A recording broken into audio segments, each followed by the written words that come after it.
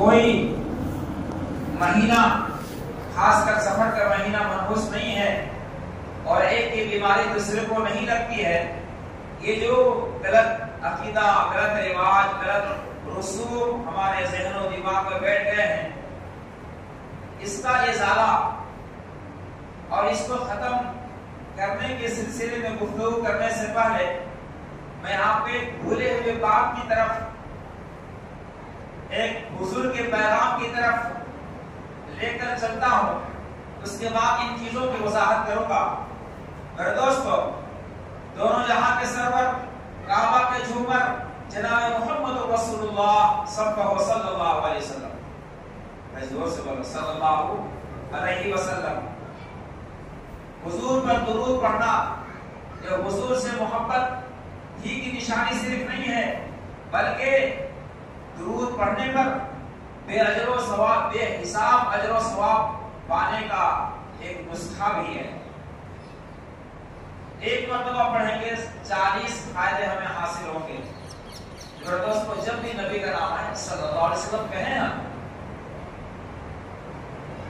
تو سرکار مدینہ جناب محمد رسول اللہ صلی اللہ علیہ وسلم نے سن 10 ہجری میں آپ نے حج فرمایا، جس کو حجۃ الوداع کے نام سے یاد کیا جاتا ہے. یہ آپ کا آخری حج تھا اور آپ مینا کے میدان میں قصوہ نامی اونٹنی پر سوار تھے، تشریف فرما تھے. آپ کے سامنے سوالہ کم و بیش 1,40,000 صحابہ کرام کا مجمع تھا اور اس وقت آپ نے بہت سارا پیغام دیا. ان میں سے 2-3 پیغام ہم آپ کے سامنے رکھنا چاہتے ہیں. حضور نے اس وقت یہ ارشاد فرمایا کہ لوگوں، مسلمانوں سنو، یہ تمام پیغامات کو ان لوگوں تک پہنچانا تمہاری ذمہ داری ہے جو اس وقت یہاں موجود نہیں ہیں. اور سنو مسلمانوں، سنو، اور دل کے گرہ میں مضبوطی سے اسے باندھ لو، دل کے دروازے کو کھول کر دل میں اتار لو. سنو، زمانے جاہلیت کے جتنے رسوم اور رواج تھے سب کو ہم نے اپنے قدموں تلے رون دیا اور سارے رسوم رواج کو میں ختم کرتا ہوں، ملیا پینٹ کرتا ہوں اور تمہارے سامنے 2 چیز چھوڑ کے جا رہا ہوں، ایک قرآن کریم اور دوسری میری سنت. جب تک تم ان دونوں کو تھامے رکھو گے، پکڑے رکھو گے، کبھی گمراہ نہیں ہوگے، کبھی راستہ نہیں بھٹکو گے. اور یاد رکھنا، تم ایک خدا کے بندے ہو اور ایک باپ کے بیٹے ہو. جب حضور نے پیغام دیا،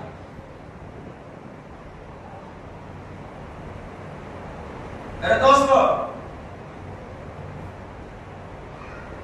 آپ نے اس پیغام کے اندر یہ محسوس کر لیا، یہ سن لیا کہ حضور اکرم صلی اللہ علیہ وسلم، نور مجسم صلی اللہ علیہ وسلم کیا ارشاد فرماتے ہیں اور یہ کیا پیغام دیتے ہیں اور آپ نے کیا پیغام دیا. اہم پیغام، سارے پیغام ہیں، ان میں سے ایک اہم پیغام آپ نے یہ دیا کہ زمانے جاہلیت میں جتنے رسم رواج تھے سب کو ہم نے آج ختم کر دیا. اب تم کو رسم رواج پر نہیں چلنا ہے، تم کو قرآن سنت کے مطابق چلنا ہے، تبھی تم منزل پر پہنچو گے. رسم رواج کو اپناؤ گے تو پورا ہو جاؤ گے. ہمیشہ ان دونوں چیزوں کو پکڑے رہنا، قرآن اور میری سنت، میرے طریقے پر چلنا، رسم اور رواج کے طریقے پر نہ چلنا. یہ حضور نے یہ پیغام دیا. لیکن افسوس، صد افسوس، آج وہی زمانے جاہلیت کے بہت سارے رسوم و رواج ہمارے سماج کے اندر، ہماری سوسائٹی کے اندر، ہمارے معاشرے کے اندر رچ بس گئے ہیں، یوں کہیے کہ گھس گئے ہیں. آج ہمارا ہر عمل، اکثر عمل رسوم رواج کے ساتھ ادا ہوتا ہے. شادی ہو تو شادی میں رسم ادا کرتے ہیں، منگنی ہو تو منگنی میں رسم ادا کرتے ہیں، ختنہ ہو تو ختنہ کا رسم ادا کرتے ہیں، عقیقہ ہو عقیقہ رسم ادا کرتے ہیں، کان چھدائی کا رسم، ناک چھدائی کا رسم، سدواسو کا رسم،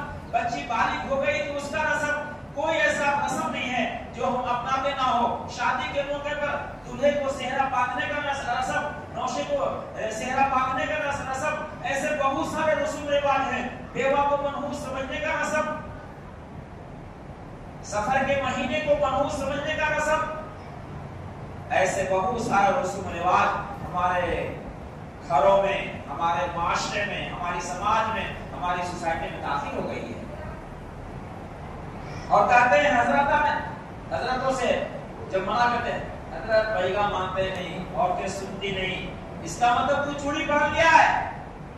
तुझे अल्लाह ने सरपरस्त बनाया था, औरतों का जिम्मेदार बनाया था, तेरे ताबे वो हैं, उनके ताबे तू नहीं। तू निकाह करके लाया है, तू मर्द है, तू हाकिम है, वो महकूम है, तू आका है, वो ममलूक है।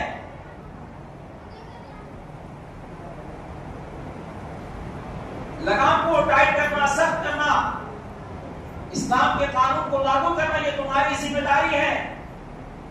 पूछ तुमसे होगी, कुल्लुकुम राइन व कुल्लुकुम मस्ऊलुन अन रइयती, कि तुम में से जो बड़ा है, जो निगाहबान है, उससे पूछा जाएगा उसके अंदर के लोगों के बारे में। जो तुम्हारे अंदर में लोग रहते थे, उसको सही रास्ता बताया नहीं बताया, सही गाइडेंस क्या नहीं किया, सही मंजिल तक पहुंचाने की कोशिश नहीं की, किया नहीं की, उनको सही रास्ता दिखलाया नहीं दिखलाया, उनकी गौरव निगरानी की नहीं की, उनको शरीयत और सुन्नत के मुताबिक चलाने की कोशिश की नहीं की। ये पूछा जाएगा मर्दों से। तो ये हीरा हवाला नहीं चलेगा अल्लाह के पास। शादी के रस्म को ले लीजिए, शादी के मौके पर सेहरा बांधते हैं, सेहरा डालते हैं, 10 किलो का फूल डालते हैं, उसको बेचारे को नौशे को अजाब में मुब्तला कर देते हैं, चेहरा उसका सेहरा से छूट जाता है, पंखे लेके झलना पड़ता है, ये कहीं गर्मी से मर न जाए। ये सेहरा बांधने का रस्म या सुन्नत रसूल से लिया गया, हुजूर के तरीके से लिया गया, साहबा की जिंदगी से लिया गया? नहीं, हिंदुओं का ये तरीका है, ये हिंदुओं का रस्म है। मैं आपसे पूछता हूं कि अल्लाह के रसूल सल्लल्लाहु अलैहि वसल्लम ने हजरत फातिमा का निकाह हजरत अली से किया, तो क्या हजरत अली ने सेहरा बांधा था? या गले में 10 किलो का फूल डाला था, सर पर डाला था? फिर किसके तरीके पर सेहरा बांधते हैं? कोई मां का राज को साबित करे, उसका जूता हमारा सर। मेरे दोस्तों, इसी तरीके से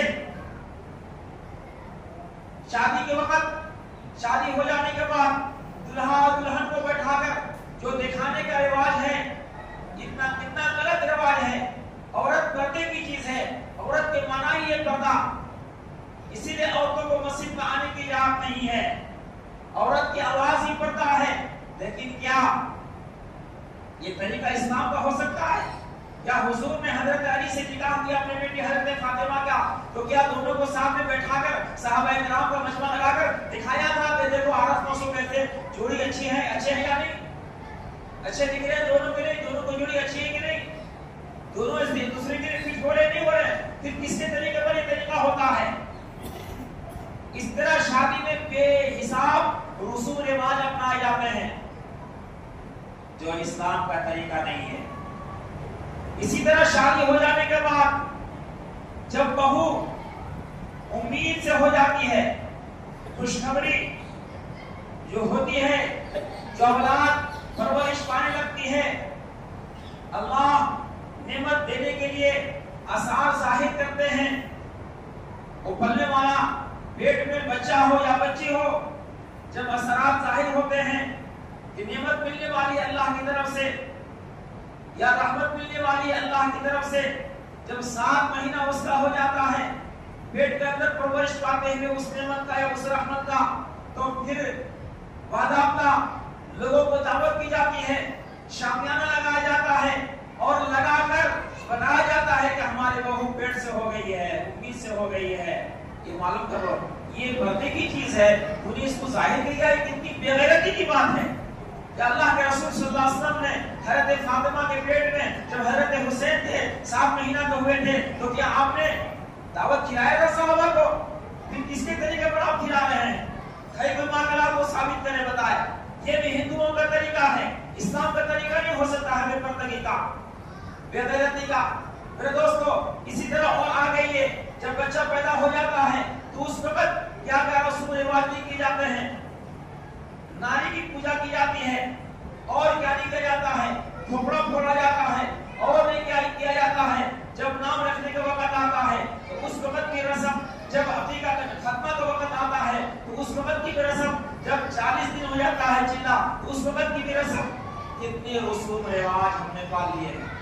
अल्लाह माफ करना, जब बच्ची बड़ी हो जाती है तो फिर जब बालिग हो जाती है तो उस वक्त की रस्म अदा करते हैं हम, और लोगों को बताते हैं कि हमारी बेटी तैयार हो गई है, बालिग हो गई है, बड़ी हो गई है। ये कितनी बेदरदी की बात है, ये अंदर की बात है, और लोगों में जाहिर कर रहे हैं, आप दावत देकर लोगों को बता रहे हैं, नचले नौजवानों को इशारा कर रहे हैं ये तैयार है। ये इस्लाम का तरीका नहीं है। क्या हज़रत फातिमा रज़ी अल्लाह ताला अन्हा जब बालिगा हुई थी, बड़ी हुई थी, तो क्या हुजूर ने दावत देकर बताया था सहाबा को? फिर किसके तरीके पर ये तरीका अपना जाता है? ये रस्म और रिवाज ये सब हिंदुओं से लिए गए हैं, जो आज हमारे माशरे में पाए जा रहे हैं। इसको हुजूर ने अपने पांव तले रोक दिया था, खत्म कर दिया था। और आगे आइए, ये सफर का महीना है। सफर के महीने में 13 किसी के नाम देकर आरस और नौशों को, रूस और नौशों को दूर कर दिया जाता है कि तुम माँ के यहाँ चले जाओ, बेटा हमारे यहाँ रहेगा। किसने हक दिया मियाँ बीवी को जुदा करने का? और 13 किसी के नाम पर और क्या क्या ज्यादतियां नहीं करते हैं। यह अकीदा बना लिया है, ये मनहूस महीना है, इसमें अच्छा कपड़ा खरीदना नहीं, दुकान को ओपनिंग करना नहीं, मकान को ओपनिंग करना नहीं, तिजारत की शुरुआत करना नहीं, शादी ब्याह की बात करना नहीं, मंगनी नहीं करना। और बताइए आपको ये किसका तरीका है? क्या इस्लाम में इसका कोई सबूत है? क्या प्रूफ है? नहीं नहीं। कौन किसने आपको हक दिया कि महीना सफर के महीना को आप मनहूस कर रहे हैं? क्यों कर रहे हैं? जबकि सफर के महीने के बारे में हुजूर अकरम सल्लल्लाहु अलैहि वसल्लम की सीरत से ये बात मिलती है, सहाबा की सीरत से ये बात मिलती है कि सहाबा ने कई जगह सफर के महीना में लड़ी और सहाबा को कामयाबी मिली इस महीना में। इसलिए इस महीने का पूरा नाम सफरुल मुज़फ्फर है, कामयाबी वाला सफर का महीना। सफरुल मुज़फ्फर इसका पूरा नाम। मुज़फ्फर के माने कामयाबी। सहाबा को जंग में कामयाबी मिली, इस कामयाबी के झंडे गाड़ते हुए सहाबा आगे बढ़ गए। ये कामयाबी का महीना, और आप कह रहे हैं कि ये नाकामी का महीना। इसमें काम की शुरुआत करोगे, तिजारत की शुरुआत करोगे, दुकान कुछ नहीं करोगे, नुकसान हो जाएगा, दरिद्री में पड़ लेगी, नहुसत आ जाएगी। बताइए कितनी गलत बात है। इस महीना में खाना भी नहीं, पीना भी नहीं, नफा कमाना भी नहीं।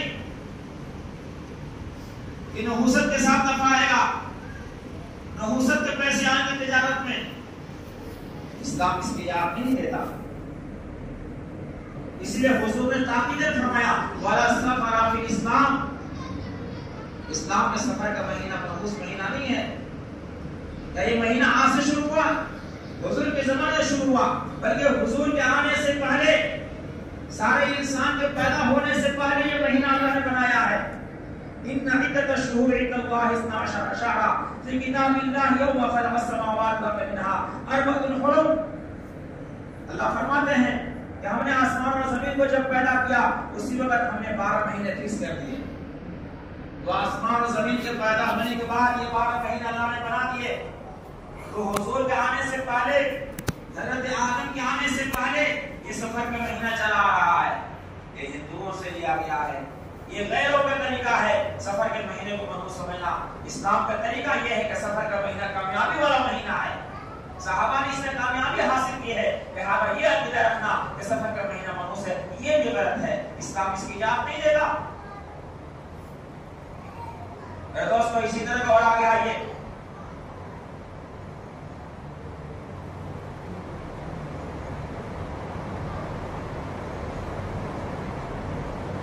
हमारा अकीदा ये भी है, कुछ मुसलमानों का अकीदा ये भी है कि बीमारी मुतअद्दी होती है।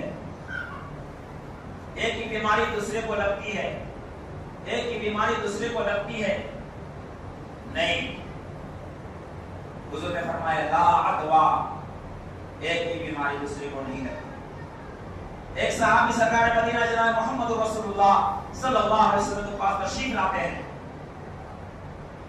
اور عرض کرتے ہیں یا رسول اللہ، میرے اونٹوں کے گول میں، میرے پاس بہت سارے اونٹ ہیں، اونٹوں کے گول میں، اونٹوں کی جماعت میں ایک کھجلی والا اونٹ آ گیا جس کی وجہ سے سارے اونٹوں کو کھجلی ہو گئی. حضور اکرم صلی اللہ علیہ وسلم غصے سے لال و پیلا ہو گئے. فرمایا من اجرب الاول، اے صحابی بتا پہلے اونٹ کو کھجلی کس نے دیا؟ صحابے کے پاس اس کے علاوہ کوئی جواب نہیں تھا کہ اللہ نے دیا. کہا کہ اللہ نے، کہا کہ جو اللہ چاہتا ہے، حضور نے فرمایا جو اللہ چاہتا ہے وہ کرتا ہے. جاؤ، ایک کی بیماری دوسرے کو نہیں لگتی. لا عدوا. دوستو سوچنے کی بات ہے کہ اگر ایک کی بیماری دوسرے کو لگتی تو حضور اکرم صلی اللہ علیہ وسلم بیمار آدمی کا دیکھ بھال کرنے کا حکم کیوں دیتے؟ عیادت کرنے کا حکم کیوں دیتے؟ سرکار مدینہ جناب محمد رسول اللہ صلی اللہ علیہ وسلم نے خود عیادت کی ہے اور فرمایا من زار مسلما او عاد مریضا، جو کسی مسلمان کی زیارت کرتا ہے، کسی مسلمان کی دیکھ بھال کرتا ہے، کسی بیمار آدمی کے عیادت کو کرتا ہے، تو جس وقت عیادت کرسی کیا، جس وقت جا کر بیمار آدمی کو تسلی دیا کہ گھبرائیے نہیں، آپ ٹھیک ہو جائیں گے، اللہ یہ چھوٹے بڑے جو بیماری دیے ہے آپ کے گناہوں کو دھونے کے لیے دیے ہے، اگر نیک آدمی کو بیماری لگی ہے وہ اللہ آپ کے درجے کو بلند کرنے کے لیے بیماری دی ہے، گھبرانے کی بات نہیں ہے. آپ نے تسلی دیا. مثال کے طور پر ابھی 1:30 ہونے والے ہیں، 1:30 بجے آپ نے کسی کی دیکھ بھالی کی اور بیمار آدمی کو تسلی دیا، تو کل اسی وقت تک 24 گھنٹے تک 70,000 فرشتے اس دیکھ بھالی کرنے والے کے لیے مغفرت کی دعا کریں گے. یہ حضور فرما رہے ہیں 24 گھنٹے تک. یہ فضیلت ہے بیمار آدمی کو دیکھ بھالی کرنے پر. تو اگر بیماری لگتی تو حضور یہ فضیلت اور یہ فرشتے اس کے لیے دعا کیوں کرتے؟ سرکار مدینہ جناب محمد رسول اللہ صلی اللہ علیہ وسلم کا ایک واقعہ آتا ہے، جو واقعہ صحیح حدیث میں ہے لیکن یہ واقعہ ہے، مشہور ہے کہ آقا صلی اللہ علیہ وسلم کا گزر مکہ کے ایک راستے سے ہوتا تھا. مکہ میں آپ کا ایک مخالف تھا جو دن بھر کوڑے کرکٹ جمع کرتا. جب شام کے وقت حضور اکرم صلی اللہ علیہ وسلم گزرتے تو آپ کے اوپر کوڑا کرکٹ اور کچرا آپ کے اوپر ڈال دیتا، گندگی ڈال دیتا. ایک مرتبہ آپ گزر رہے ہیں، اوپر سے کوڑا کرکٹ نہیں پڑا. آپ نے پوچھا وہ جو کچرا میرے اوپر ڈالتا تھا اور کہاں آج کل کیا ہوا؟ اسے ڈالا نے، اس نے کیا ہوا؟ ہم اس کا معلوم کیا، لوگوں نے بتایا اس کی طبیعت خراب ہے. حضور اکرم صلی اللہ علیہ وسلم خود اس کے دروازے پر گئے اور تسلی کے الفاظ کہے اور تسلی کی اور تسلی کے الفاظ کہے اور دعائیں دی.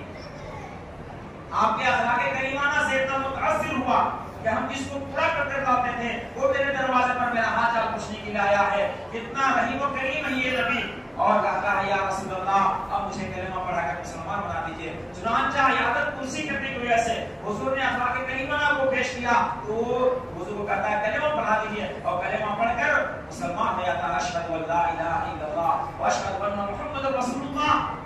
تو اگر ایک کی بیماری دوسرے لوگ کی تو حضور اکرم صلی اللہ علیہ وسلم بیمار آدمی کے دیکھ بھالی کے لیے کیوں جاتے ہیں؟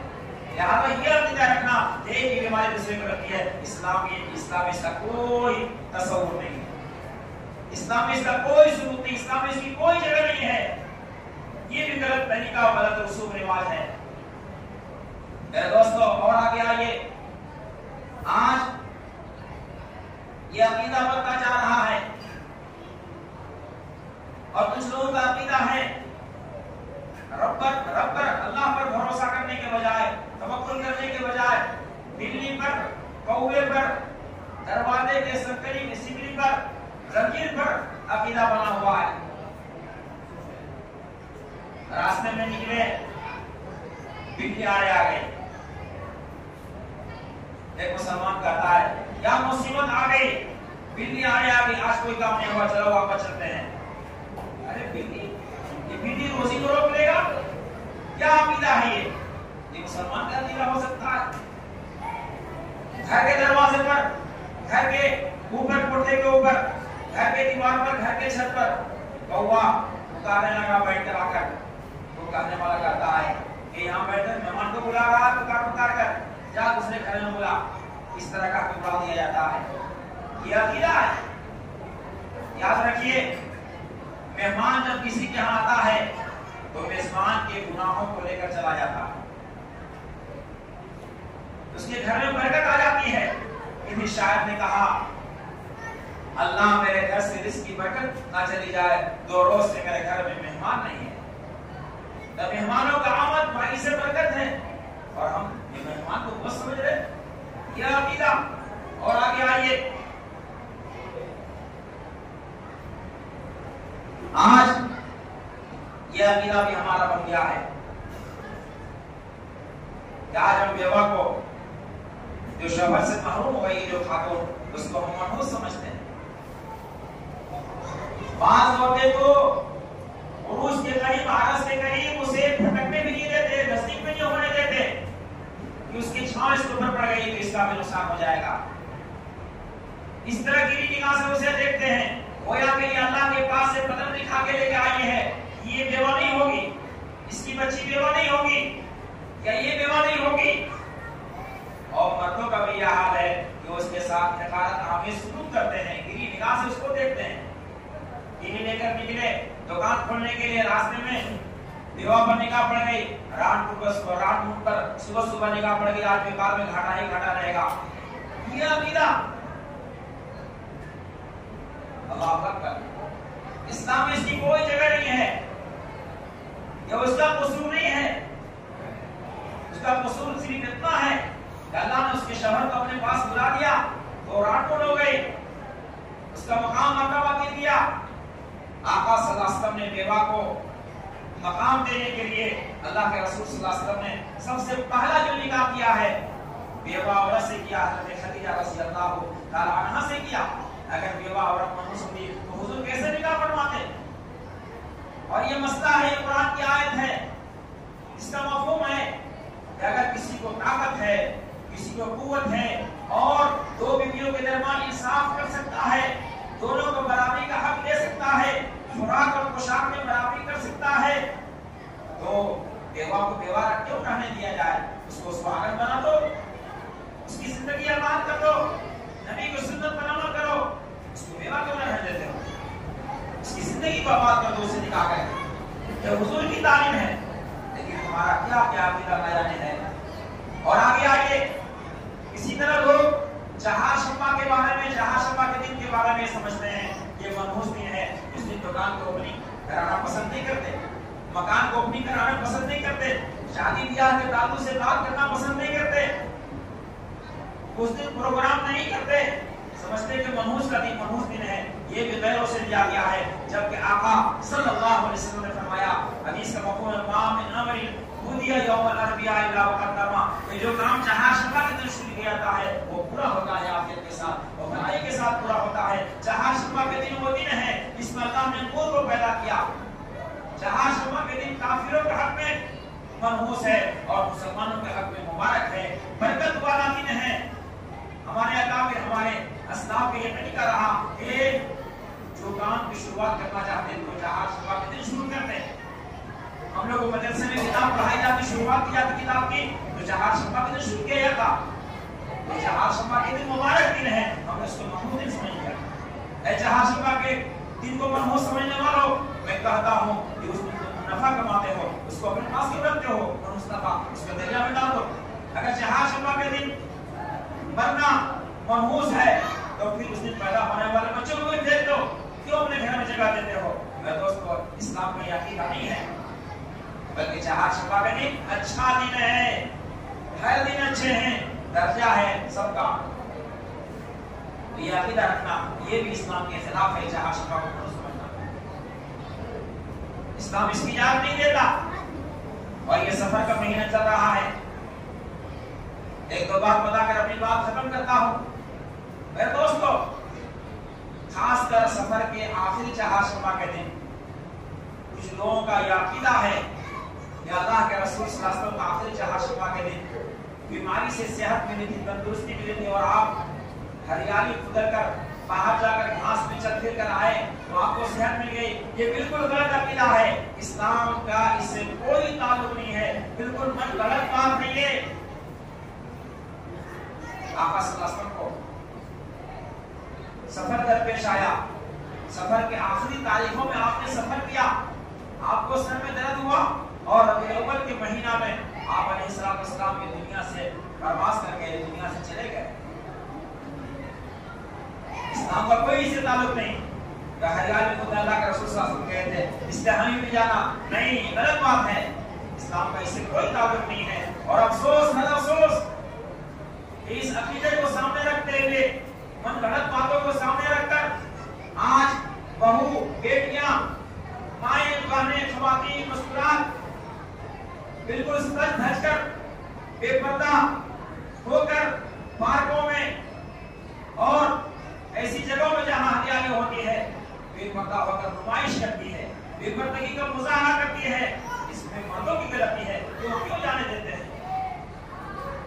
इस चीज का कोई ताल्लुक नहीं इस्लाम से, रिहाई का मुजाहरा करते हैं। तो दोस्तों, इस्लाम का इससे कोई ताल्लुक नहीं।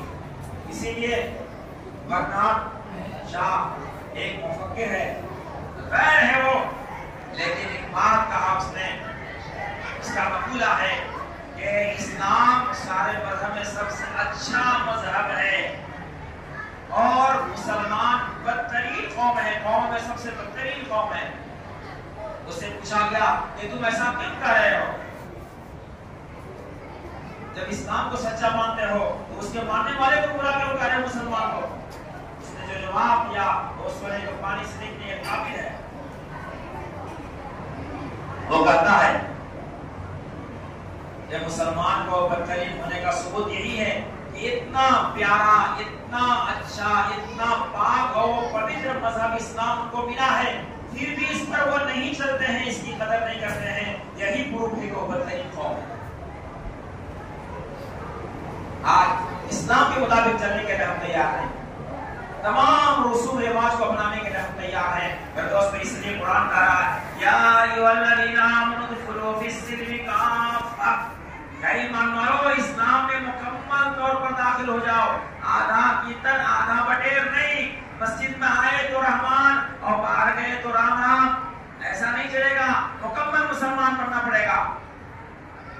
अंदर आए तो भी रहमान, बाजार में गए तो भी रहमान, शादी में है तो भी रहमान, या में है तो भी रहमान, सफर में है तो भी रहमान, गली गोचो में है तो भी रहमान। रहमान का हुक्म क्या है, अल्लाह का फरमान क्या है? हर जगह जिंदा करना है। ऐसा नहीं कि शादी के मौके पर रसूल रिवाज पर अमल करिए, मस्जिद में आए तो इस्लाम के मुताबिक चले, रहमान के मुताबिक चले। इस्लाम इसलिए मुकम्मल मुसलमान तमाम रसूल रिवाज को छोड़ना पड़ेगा। छोड़ेंगे इंशाअल्लाह, इस्लाम के मुताबिक अमल करेंगे, शादी ब्याह में रस्म वाला नहीं करेंगे, खतना में अकीदा में रस्म वाला नहीं करेंगे, और जितने रसूल रिवाज को हमने बताए सबको खत्म करेंगे इंशाअल्लाह। और इस्लाम के मुताबिक, हुज़ूर अकरम सल्लल्लाहु अलैहि वसल्लम की सीरत के मुताबिक, उनके तरीके के मुताबिक मुकम्मल जिंदगी गुजारेंगे, बोलो इंशाअल्लाह। दोस्तों, एक और बात आपसे अर्ज़ करके बात खत्म करें, सिर्फ 1-2 मिनट वक्त दूंगा आपका। आप